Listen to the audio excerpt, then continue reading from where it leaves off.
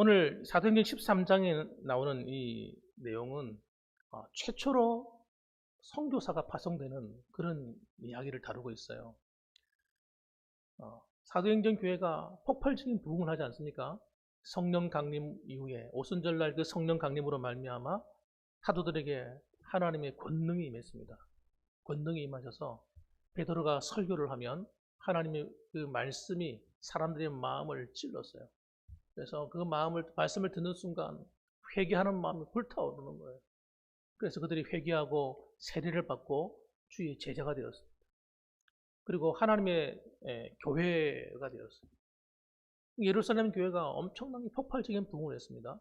3,000명이 모이다가 5,000명이 모이고 또 7,000명이 모이다가 허다한 무리가 모였다 그랬습니다. 그래서 모여서 참 잘 지내고 있는데 문제는 뭐냐면 하나님의 마음은 교회가 잘 모이는 것까지는 괜찮은데 여기서 멈추지는 않기를 원하시는 거예요. 그래서 하나님께서 강제로 그냥 핍박을 통해서 교회를 흩어버렸습니다. 흩어버렸어요. 성도들이 흩어지면 다 도망가서 숨어야 되는데 숨는 것이 아니라 흩어지면서 복음을 전하는 거예요. 기가 막힌 일이죠. 대표적인 사람이 이 빌립 집사 같은 사람. 이 빌립 집사 같은 분은 어디로 갔냐 그러면 사마리아로 갔어요. 사마리아로 가가지고 복음을 전하는 거예요. 이분에게 성령이 얼마나 강하게 역사하셨는지 복음을 전하는데 귀신이 쫓겨가 버리고 병든 자가 나아버리고 막 놀라운 일이 막 일어나는 거예요. 그래서 사도행전 보니까 뭐라고 기록하고 있냐면 그 사마리아 성이 소동이 일어났다. 사람들이 좀 더 깜짝 놀라서 이야 이게 도대체 무슨 일이냐. 그래서 그들이 그곳에서 복음을 전하고 예수 믿는 일이 벌어지기 시작하고 구원의 역사가 막 일어나죠. 또 핍박을 받아가지고 유대 땅에 있던 사람이 유대를 벗어나서 어디로 가냐면 또 소아시아 쪽으로 흩어져 가기 시작했습니다. 그래가지고 안디옥에 이르렀는데 이 안디옥에서 또 놀라운 부흥이 일어나는 거예요. 여기는 유대인들도 없는 곳인데 좀 헬라인들이에요. 이방인들입니다. 그런데 그들이 모여가지고 예수님을 믿고 그리고 교회가 성장해가요. 그때 그 바나바가 그곳에 목회자였는데 바나바가 다소에서 숨어있는 바울을 데려와가지고 여기서 처음으로 교사로 사용합니다. 성경 교사로 씁니다. 지금으로 못하면 실습하는 목회자 후보생 정도 되겠죠. 데려다가 하나님 말씀을 그분이 성경에 박식하니까 하나님 말씀을 가르쳐라. 가르치는 가운데 또 하나님이 놀라운 부흥이 막 일어나요. 그러고 있는데 주님은 또 만족이 안 되는 거예요. 어떻게 하시냐면 하나님께서 성령께서 말씀하시는 거예요. 야, 금식해라, 금식. 다 금식해. 그래서 교회 지도자들이 다 모여가지고 금식을 합니다. 금식을 하고 있는데 성령께서 말씀하시는 거예요. 기도하고 있으니까 뭐라고 말씀하시냐면 바나바와 바울을 따로 세워서 선교사로 파송해라. 그렇게 말씀하시는 거예요. 그래가지고 최초의 선교사인 바나바와 사울이 선교사로 파송되는 이야기가 오늘 본문의 이야기예요. 선교사는 누가 세우신 거예요? 누가 파송한 거예요? 교회의 형식을 빌어서 파송하고 있지만 사실은 교회가 파송한 게 아닙니다. 하나님이 소원인 거예요. 잃어버린 영혼을 구원하는 거지. 여러분. 그래서 지금 예루살렘엔 부흥이 일어나고 그 또 소아시아 지역에 전도가 되고 있지만 이것으로 만족이 안 된다는 거예요. 하나님. 그래서 더 멀리까지 복음을 전할 수 있도록 선교사를 파송했는데 바로 이것이 하나님이 시작한 일이라는 겁니다. 그리고 사실은 그러면 오늘 최초의 선교사가 나오지만 이 최초의 선교사들이 바나바와 바울로 출발했지만 사실은 엄격하게 말하면 그들은 최초의 선교사가 아니에요. 진짜 선교사가 따로 있어요. 누구냐면요. 따라합시다. 예수 그리스도. 예수님이 우리의 최초 선교사라니까. 그분이 이 땅에 오셔가지고 복음을 전하셨잖아요. 그렇잖아요. 그 천국이 너에게 가까웠다고. 회개하라고. 복음을 전하신 분이 누구? 예수님이시죠. 예수님이 뭐라고 말씀하셨어요? 나는 전도하러 왔노라. 잃어버린 자를 찾으러 왔다는 거예요. 병든 자에게 무슨 의원이 필요하냐? 죄송합니다. 건강한 자에게 무슨 의원이 필요하냐? 병든 자에게 의원이 필요하지. 그러면서 죄인들, 가난한 사람들, 정말 그런 사람들을 찾아다니면서, 소외된 자를 찾아다니면서 그분이 직접 복음을 전하셨어요. 그분은 천국이라고 하는 하나님 나라에서 이곳으로 오신 거예요.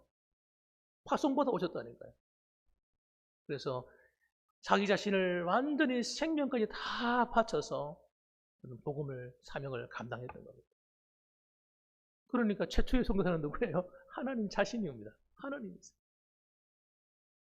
오늘도 여러분, 우리는 이 거룩한 부담을 갖고 있습니다. 그러면 초대교회 당시에 복음을 전하게 하셨던 그 주님이, 선교사를 파송하게 하셨던 그 주님이 오늘날은 다르겠냐 이거예요. 오늘날도 똑같습니다. 똑같아요. 우리 봉황교회의 사명이 또 하나 더 있다면 바로 그겁니다. 하나님 마음과 다 이 코드가 맞아야 돼요. 그래야 하나님의 은혜가 넘치는 교회가 되는 겁니다.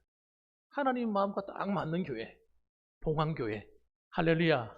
하나님 마음과 딱 맞는 성도, 우리 봉황교회 성도님들. 할렐루야. 네, 전 믿어요. 그래서 여러분, 그렇게 하나님과 마음을 잘 맞춰가면 그 교회에 하나님 복을 주실 수밖에 없고 하나님의 은혜가 넘쳐나는 교회가 되는 거예요. 그리고 하나님께서 우리가 그 일을 더 잘할 수 있도록 하나님께서 그냥 알아서 다 해주시는 거 알아서. 저는 그런 교회가 되길 바라는 겁니다.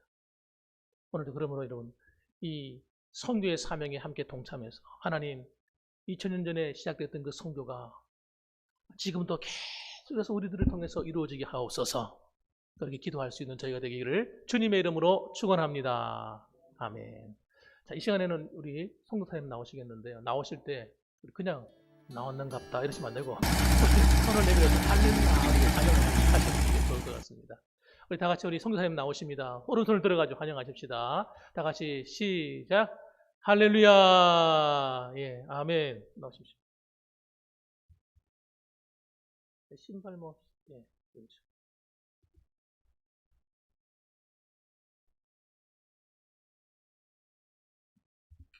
할렐루야, 반갑습니다.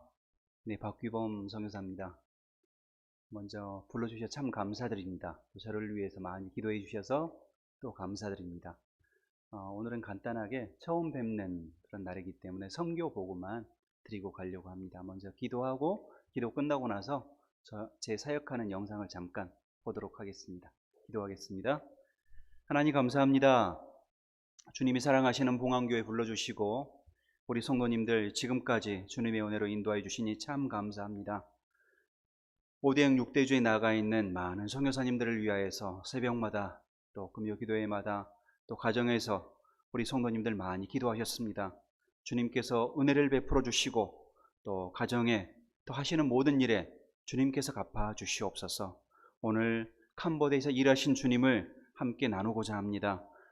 주님께서 영광 받아 주시고 또 혹시나 간증할 때 가감하는 일이 없도록 주께서 은혜 베풀어 주시옵소서.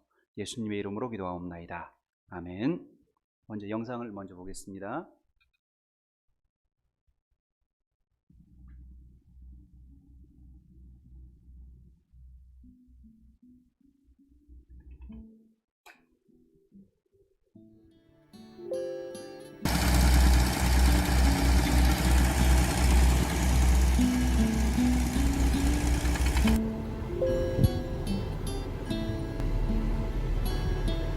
càng trở ra này càng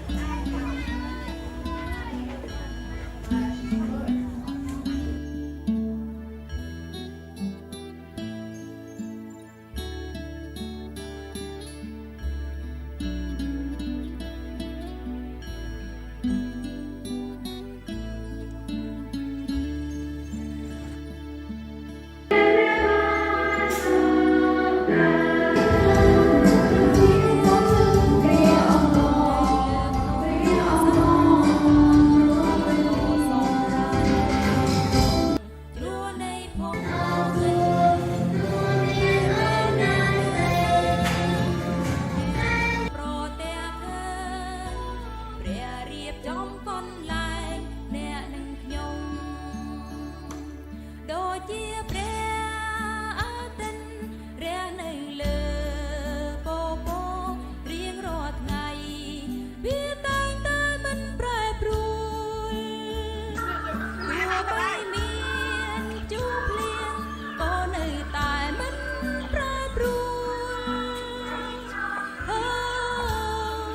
វាមិនប្រែប្រួលដូចជាព្រះអាទិត្យរះនៅលើពពករៀងរាល់ថ្ងៃវាតែងតែមិនប្រែប្រួល 할렐루야.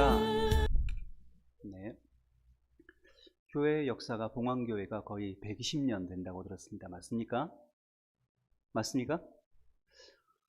맨 처음에 아마 선교사님이 세운 것 같은데 그 선교사님이 지금 이렇게 봉황교회가 세워지고 지금 이 시간에도 하나님을 찬양하는 수많은 백성들이 모여있는 모습을 보면 얼마나 기뻐할까요?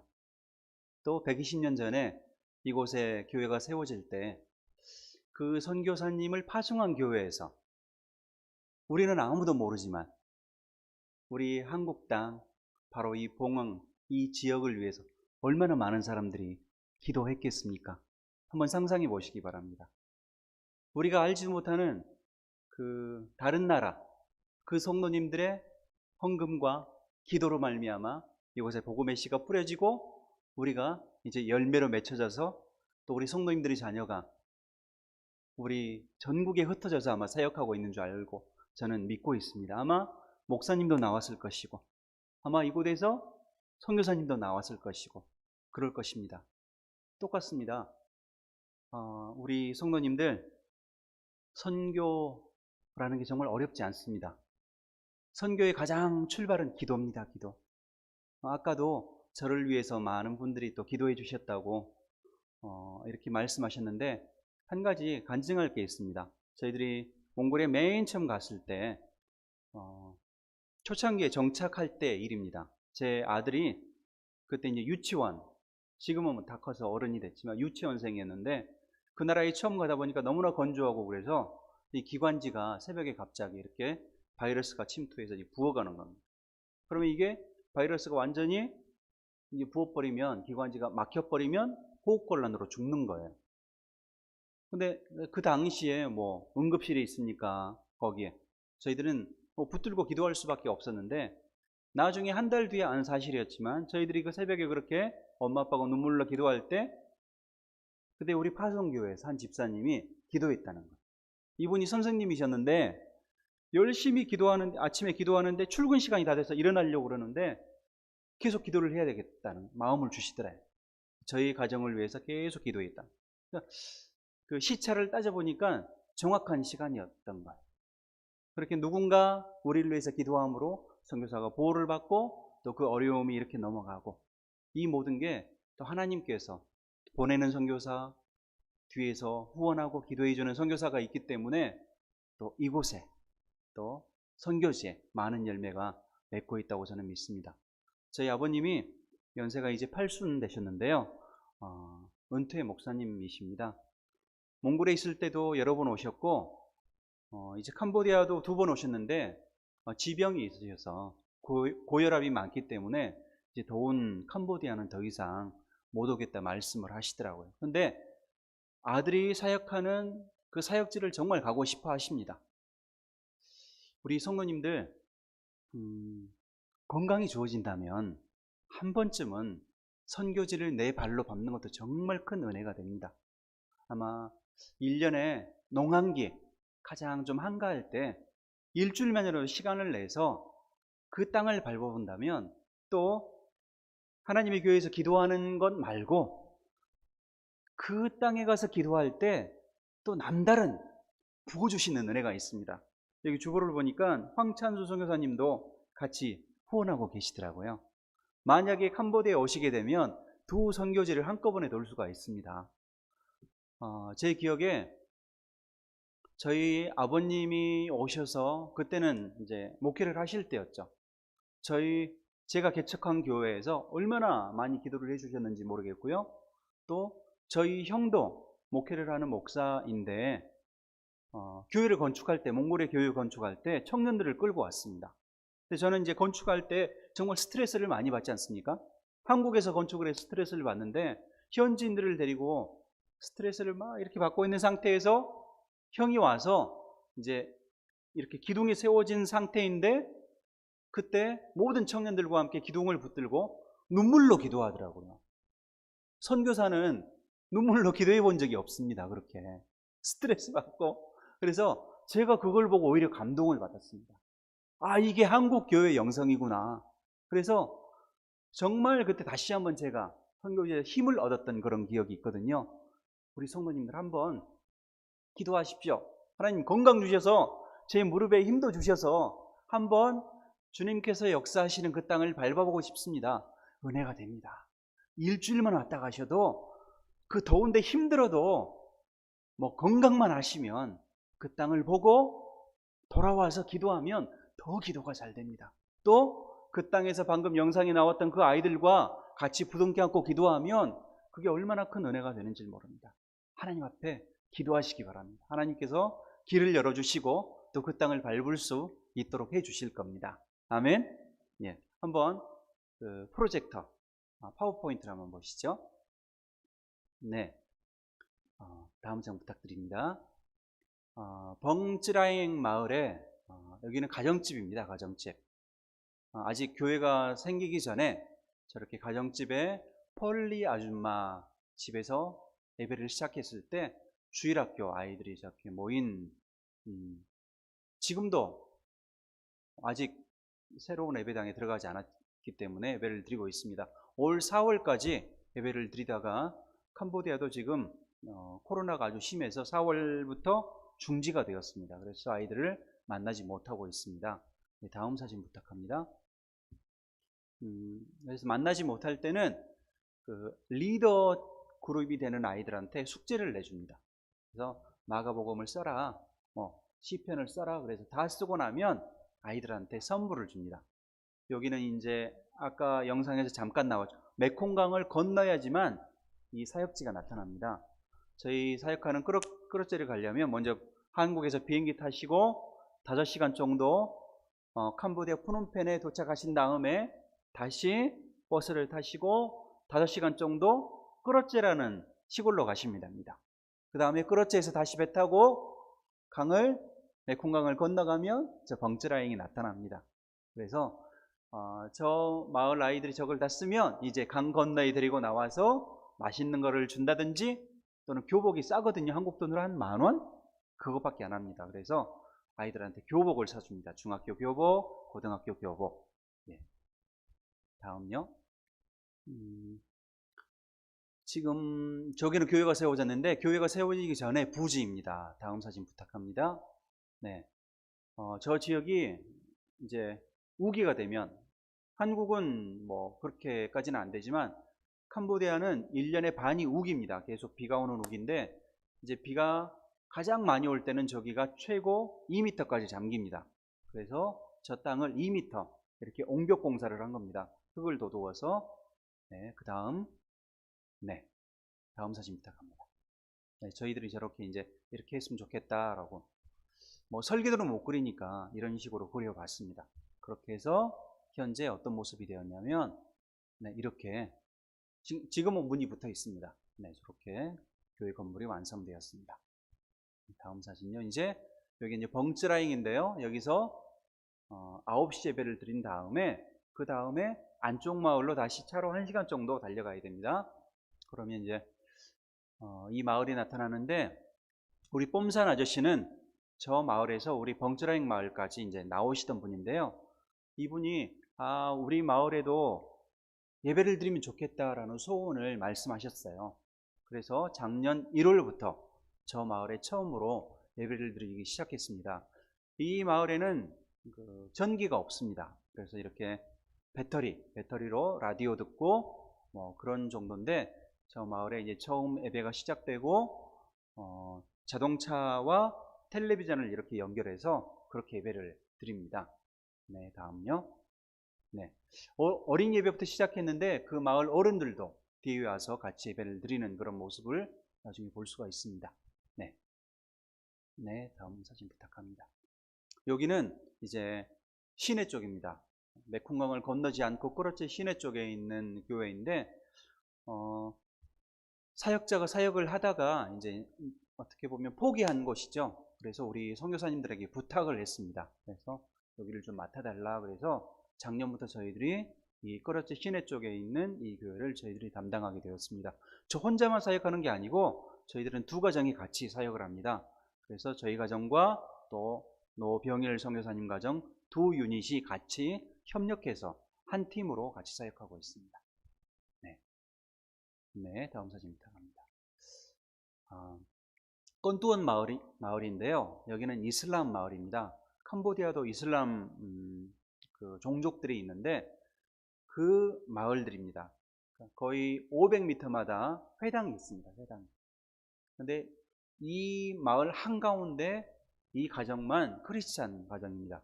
그래서 저희들이 가서 저렇게 예배를 일주일에 한 번씩 드렸는데, 최근에 한 현지인 목사님이 제가 저기를 담당하겠습니다 헌신해서 이제 코로나가 끝나면 조기 들어가서 전임 사역자로 사역하기로 약속이 된 상태입니다. 네.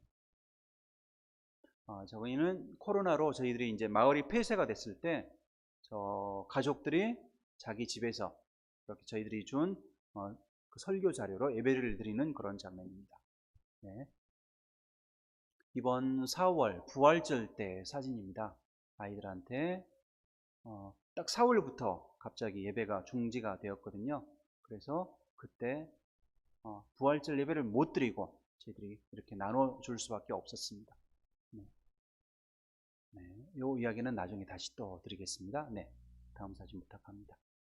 네, 벙츠라잉 마을 부흥이 되어서 나중에 감당이 안 되기 때문에 저희들이 교회 건축을 이렇게 시작한 겁니다. 초등학교가 하나가 있거든요, 이 마을에. 근데 전체 학생 수가 160명입니다. 그러니까 교실은 3개밖에 안 되는데 160명이기 때문에 오전반, 오후반으로 나눠서 합니다.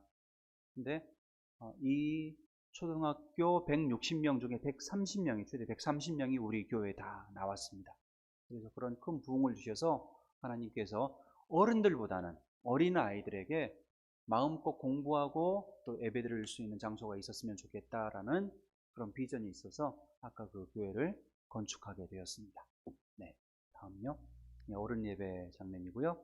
여기 펄리 아줌마입니다. 이분이 아까 그 가정을 제공하신 분인데, 어떻게 보면 이 벙츠라잉 마을에 예배를 드릴 수 있도록 허락해준 정말 귀한 베베 집사님 같은 분이죠. 사실은 믿음이 굉장히 연약한 분이었는데 자기 가정을 예배 초소로 허락하고 나서 하나님께서 정말 복을 많이 주셨습니다. 우리 하나님이 그러신 분이더라고요. 그러니까 처음에는 가족들이 아프고 그런 시험을 겪었습니다. 본인도 갑자기 아프고. 근데 하나님께서 거기에서 어린 예배 드리고 또 어른 예배도 드리고 그러다 보니까 이 가정이 그렇게 잘 사는 가정이 아니었거든요. 우리가 보기에도 넉넉해지는 모습을 보았고, 여기에 있는 딸이 한국 집사님하고 만나서, 총각입니다. 만나서 결혼을 했습니다. 요즘 믿는 사람이랑 만나서 결혼하기가 얼마나 힘듭니까? 한국교회 목사님과 연결이 되어서 결혼을 해서 한국으로 시집을 왔습니다. 지금 한국에 살고 있는지 한 석 달 됐나요? 몇 달 됐나요? 이렇게 하나님께서 이 가정에 하나님 앞에 자기 가정을 예배 초소로 헌신했더니 이렇게 큰 은혜를 베풀어 주는 것을 보고 있습니다. 네. 그리고 그 손주들이 계속 건강하게 잘 자라고 있고, 무엇보다 무당 딸이었는데, 무당 딸이었는데 그 며느리가 세례받고 지금 얼마나 교회 열심인지 모릅니다. 그래서 하나님께서 이 가정에 정말 큰 축복을 부어주시는 걸 봅니다. 네, 다음 사진 부탁합니다. 네, 어른 예배. 여기는 아까 말씀드린 우리 뽐산 아저씨네. 네, 다음요. 네, 다음 사진 부탁합니다. 말씀드렸고, 캄보디아 간지가 저희들이 7년밖에 되지 않습니다. 근데 하나님께서 이렇게 큰 은혜를 베풀어 주시는 걸 봅니다. 사실은 때라는 게 있는 것 같습니다. 하나님께서 씨를 뿌릴 때가 있고 거둘 때가 있고. 사실 프놈펜은 지금 복음의 문이 많이 닫힌 상태입니다. 심지어 한국에서 팀들이 와서 한국 물건을 이렇게 선물로 준다고 그래도 아이들이 오지 않습니다. 그만큼 넉넉해진 거죠, 아이들이. 그리고 프놈펜에 사는 아이들은 이게 다 핸드폰을 보고 있고 또 영어를 다 하고 그렇기 때문에 부족한 게 없습니다. 우리가 보기에는 어려운 나라 같지만 그들이 굉장히 많은 걸 누리고 있습니다. 근데 아직 시골 마을 지역들은 아이들이 신발도 없고 핸드폰이 없습니다. 그러니까 코로나로 이 수업을 듣고 싶어도 핸드폰이 없으니까 수업을 못 듣는 거예요. 그래서 나라에서 이 학교를 막아버리면 공부할 방법이 없는 겁니다. 그래서 선생님들이 어떤 방법을 쓰냐면 학생들을 자기 집으로 부릅니다. 자기 집에 불러서 자기 집 마당에다가 이렇게 앉혀놓고 가르치는 겁니다. 그러니까 눈 가리고 아웅하는 거죠. 학교에서는 모이지 말라 그러니까. 근데 그렇게 안 하면 아이들을 가르칠 수 없으니까. 그래서 이게 무슨 뜻이냐면 아직 이 시골 지역은 복음의 불모지가 있다라는 뜻입니다. 가장 행복한 게 뭐냐면 선교사로서 내가 예수 그리스도를 전했는데 그게 그 사람한테 처음 들려진 복음이었을 때 전율을 느낍니다. 내가 이것에 쓰임 받는구나. 제가 왜 우리 성도님들을 꼭 한번 선교지를 밟아보시라라고 말씀드리냐면 몽골에 있을 때 이분이 전기 기사십니다. 전기 기사. 근데 시골 사역을 같이 갔습니다. 정말 울란바토르 수도에서 12시간 걸리는 정말 먼 시골이었습니다. 이제 거기에서 사역하는 사역자였는데 그 사역자가 젊은 시절에 소매치기였어요. 소매치기. 근데 예수님 믿고 나서 찬양 사역자가 돼서 그 시골교회에서 봉사하는 가운데 있는데 너무나 많은 시험이 있는 겁니다. 이제 예수님 믿은 지 얼마 안 돼서. 왜냐하면 그가 고아였고 평생을 그렇게 살다가 이제 거듭나와서 다시 살고자 하는데 힘든 거예요. 그때 그 전기 고치는 그 사역을 하시던 집사님이 오셨는데 연세가 이제 은퇴할 때가 얼마 안 남았으니까 우리가 보기에는 할아버지시죠. 그러니까 자기 아버지랑 연세가 비슷한 거예요. 그러니까 이분이 간증을 하시는 겁니다. 자기 삶을. 그러니까 자기가 얼마나 힘들었는가. 한국에서 자기가 신앙생활할 때 어떻게 신앙을 시작했고 어떻게 예수 믿었고 자기가 어떻게 자수성가했나. 지금도 그렇게 부자는 아니지만 내가 그럼에도 불구하고 이 선교지를 매년 이렇게 나올 수밖에 없는 이유, 이런 간증을 했는데 그 찬양 사역자가 그걸 곰곰이 듣더니 막 눈물을 흘리는 거예요. 그리고 나서 그 집사님이 간증 끝나고 나서 그 형제가 와서 통역을 해달래요. 뭐라고 하냐면 저 집사님한테 나 좀 안아달라고 해주세요. 이렇게 말하는 거예요. 왜 그랬을까요? 자기의 삶과 너무 비슷한 거예요. 그분의 젊은 시절의 삶이 자기의 삶과 너무 비슷하고 그리고 아버지같이 느껴지는 거예요. 그 집사님한테 집사님 이렇게 해서 이 형제가 안아달랍니다. 그러니까 집사님이 안아주는데 둘이 같이 막 우는 겁니다. 둘이 같이. 말도 통하지 않는데. 집사님은 한국말로 내가 너를 위해서 기도할게. 그러고. 그 집사님이 그렇게 부자가 아니셨습니다. 그래서 그가 남은 돈 20몇 불 이거를 내가 우리 아들 같은 이 여성한테 주고 싶다. 작은 돈이죠. 한 3만 원 되는 그 돈을 챙겨 주시더라고요. 이걸 볼 때 누구든지 선교사가 될 수 있다 이겁니다. 누구든지. 그리고 아직도 선교의 문은 열려 있다. 그러나 선교의 문이 닫힐 때가 온다. 도시교회는 정말 힘듭니다. 그래서 우리 도시에서 사역하는 우리 선교사님들이 시골에 와서 보고 박선교사 정말 좋을 때다. 부럽다. 우리도 10년 전에 저랬는데 무슨 뜻이겠습니까? 부흥기라는 겁니다. 부흥기. 우리 성도님들, 우리 과거에 왜 우리가 부흥회를 쫓아다녔습니까? 그 부흥회 그 장소에 앉아있기만 해도 부어주신 은혜가 좋았지 않습니까? 선교사도 마찬가지입니다. 왜 우리가 선교사로 나가는지 아십니까? 저는 처음에는 헷갈렸습니다. 제 의가 만약 내가 이 땅에서 그냥 목회만 하지 않고 저 선교지까지 나가면 우리 하나님이 더 이뻐하실 거야. 이런 착각이 있었습니다. 천만의 말씀입니다. 하나님께서는요, 선교지에 나가든 안 나가든 다 사랑하십니다. 내가 선교지 안 나가도 충분히 사랑하는데 그럼에도 불구하고 나아가는 이유는 내가 그 땅에 나아가서 보니까 하나님이 거기서 놀랍게 역사하고 계시는 거예요. 큰 하나님의 역사가 나타나고 있는 겁니다. 그리고 더 놀라운 건 그 장소에 그 역사의 현장에 제가 앉아 있는 거예요. 그게 얼마나 전율이 되는지 아십니까? 우리 그런 거 있지 않습니까? 대통령 만나봤어? 나 이래봬도 청와대까지 초청받아서 오찬에 참석한 사람이야. 왜 우리가 이런 말을 하죠? 우리는 그런 영광을 줘. 하물며 하나님께서 일하고 있는 그 자리에 내가 감히 그 숟가락 하나 얻는다면 얼마나 큰 영광이겠습니까? 많은 분들이 저보고 그렇게 좀 불쌍한 눈빛으로 보십니다. 아니, 몸이 좀 그렇게 안 좋고 그러면 그만 와서 한국에서 사역하지. 그런데 솔직히 말씀드리면 그럴 생각이 없습니다. 왜냐하면 한국에 있으면 안 아픕니까? 한국에 있으면 병원에 안 갑니까? 한국에 있으면 우리의 육신이 후패해지지 않습니까? 똑같습니다. 그럴 바에야 하나님이 부르신 그 장소에서 내가 열심히 한다면 그 은혜를, 그 부스러기 은혜를 우리가 매일매일 받을 수 있는 것이죠. 정말 예배 초소에 이렇게 앉아보니까 큰 은혜가 있습니다. 큰 은혜가 있습니다.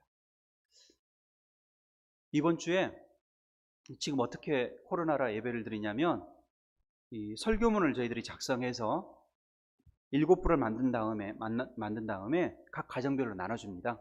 가서 쭉 이렇게 배부를 하면 주일날 그 가정에서 성도님들이 찬양을 부르고 성경을 읽고 그렇게 예배를 드립니다. 근데 저희들이 갑자기 이제 한국에 나오게 돼서 그게 안 되기 때문에 여기서 보냅니다. 여기서 보내면 그거를 우리 사역자가 전부 뽑아서 가정마다 또 배부를 합니다. 그리고 또 하나, 아까 영상 마지막에 나왔던 우리 중학생들, 조그만 아이들이 예배드리는 모습 있죠? 그거는 제가 찍은 게 아닙니다. 거기에 있는 찌위라는 아이가 자기 핸드폰으로 이렇게 찍어서 보낸 건데요. 이번 주에도, 어제도, 금요일날, 그저께도 제가 설교문을 만들어서 보냈습니다. 보내면 그 아이가 자기 핸드폰으로 받아요. 받은 다음에 노트북을 주고 왔거든요. 노트북에 있는 찬양을 딱 틀어놓고 거기 제일 큰 언니인 찌위가 율동을 합니다. 노트북을 보면서. 그러면 자기 사촌 동생까지 다 하면 한 20명 되거든요. 거기 마당에 다 모여서 예배드리는 겁니다. 찬양하고 그 다음에 성경 읽고 그 다음에 마지막 설교는 제가 보내준 거 또는 우리 노성교사님이 보내주면 그걸 읽는 겁니다. 저는 파워포인트로 보내주니까 그걸 그림 보여주면서 이렇게 읽으면 되는 겁니다. 그러면서 다 보내고 나니까 이 아이가 뭐라고 말하냐면 선교사님 언제 오세요? 이렇게 말해요. 제 아내하고도 이야기를 했는데 정말 감동이 됐습니다. 외국인이지 않습니까? 그렇게 큰 깊이 있는 교제가 있었겠습니까? 제가 그 아이를 위해서 무엇을 내준 게 있나요? 돈을 줬습니까? 뭐 의식주를 챙겨줬습니까? 없거든요. 근데 그 아이가 선교사님 언제 오세요? 우리가 기도합니다. 감동이 되더라고요. 한국에서 어떤 중학생 여자아이가 저보고 선교사님 언제 오세요? 하겠습니까? 이게 성도와 목회자 간의 교제 아니겠습니까? 전 너무 힘이 됐습니다. 아, 이것 때문에 사역하는구나. 우리 성도님들 기도 부탁드립니다. 우리가 보기에는 정말 풀뿌리와 같은 너무나도 연약한 상황 가운데 그렇게 예배를 드립니다. 이슬람 마을 가운데 어떻게 예배드리다 보면 혹시나 이 사람들이 해코지 하면 어떻게 할까? 그런 마음도 막 들어요. 그럼에도 불구하고 그 가족들 너무나도 연약하지만 거기서 예배드리는 모습들, 이런 예배가 그 땅 가운데 그쳐지지 않도록, 코로나지만 각 가정별로 이렇게 설교문을 받고 드리는 이 예배가 그 땅 가운데 결코 멈춰지지 않도록 좀 기도해 주셨으면 좋겠습니다. 두 번째는 우리 선교사님들을 위해서 좀 기도 부탁드립니다. 코로나로 선교사님들이 만약 코로나에 걸리면은요, 그 사역 전체가 힘들어집니다. 일단 외국인이 걸리면 제가 만약 걸렸다 그러면 시골 마을이기 때문에 두려워하지 않겠습니까? 그러면 교회 안 보내는 겁니다. 그냥 저 개인적인 문제가 아니라 저희들이 섬기는 그 교회가 큰 어려움에 처하게 되거든요. 그래서 우리 선교사님들이 강건할 수 있도록, 그것으로 말미암아 사탄이 시험하지 못하도록. 사실 이번도 계획이 없이 급하게 나온 이유는 저희들과 교제하던 한 분이 코로나에 걸리셨어요.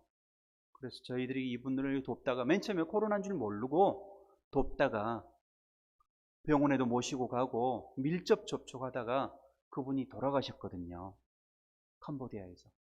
그래서 이제 우리도 틀림없이 코로나에 걸렸으니까 당신들도 빨리 한국 가서 검사받고 치료하고 와라. 그렇게 해서 급하게 나오게 된 건데 이렇게 사역이 중지될 수밖에 없습니다. 그래서 우리 하나님께서 지금 전 세계에 흩어진 우리 선교사님들 보호하셔서 그 사역이 멈춤 없이 지속될 수 있도록 좀 기도 부탁드립니다.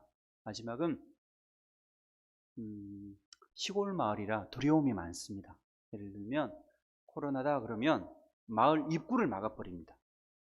그러니까 외국인들 뿐만 아니라 이웃 마을 사람들도 못 오게 막아버립니다. 아예 나무로 이렇게 세워서. 그래서 이 코로나가 빨리 종식되고 계속적으로 복음의 진보가 있도록, 아까 말씀드린 그 롤롬푸노 마을 같은 경우는 그래서 지금 예배가 시작됐다가 중지돼서 다시 못하고 있는 상황입니다. 그래서 빨리 다시 한번 하나님을 높이는 그 예배가 회복될 수 있도록 기도 부탁드립니다. 한번 기도하겠습니다. 사랑의 아버지 하나님, 지금 이 시간도 온 열방 가운데 찬양을 받고 계시며 또 선교사들을 통하여 주의 자녀를 통하여 복음 증거를 실행하고 계신 주님을 찬양합니다. 주님, 지금 이 시간도 많은 핍박이 있고 또 죽음이 있고 많이 힘든 상황 가운데 있습니다. 주님 역사하여 주시옵소서. 도우셔서 그럼에도 불구하고 땅끝까지 복음 전파의 사역이 계속될 수 있도록 도와주시고 소망합니다. 주님, 우리 봉황교회 성도님 강건하셔서 주님이 일하시는 곳 그 선교지를 밟을 수 있는 은혜도 허락하여 주시옵소서. 또 그 간구하는 기도가 주 앞에 항상 연락되게 하여 주시옵소서. 주님, 또 이렇게 선교사를 보내고 교회에서 기도하고 있습니다. 이분들의 기도를 주님께서 응답하여 주시고 우리 선교사들은 갚을 길이 없사오니 주님의 큰 손으로 넉넉하게 채워 주시옵소서. 또 이분들의 자녀 가운데, 후손 가운데 또 선교사가, 목회자가 더욱더 많이 나올 수 있도록 믿음의 축복도 허락하여 주시옵소서. 감사드립니다. 예수님의 이름으로 기도하옵나이다. 아멘.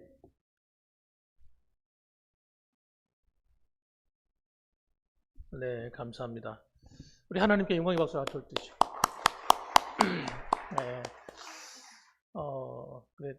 그래서 그분이 코로나에 걸리시면 돌아가셨는데 얼마나 당황이 되셨겠어요. 그래서 일단은 선교지에 피해를 주지 않기 위해서 혹시 모르니까 그래서 한국 오셨는데 다행히 검사를 받아보니까 건강하시다고 모두가 그렇게 판가름 되셨어요. 그래서 안심을 놓았습니다. 여러분, 어쨌든 정말 하나님이 안 도와주시고는 안 되는 것이 이 선교 사역인 것 같습니다. 여러분께서 기도하는 것이 절대 허탄하지 않고요, 반드시 좋은 열매 맺는 줄 믿으시기 바랍니다. 해주시고 또 우리 힘이 되는 대로 물질이 되면 또 물질로 돕고 또 앞으로 그 지역에 뭐 필요한 것이 있으면 우리 교회도 함께 도울 수 있는 그런 은혜가 되었으면 좋겠습니다.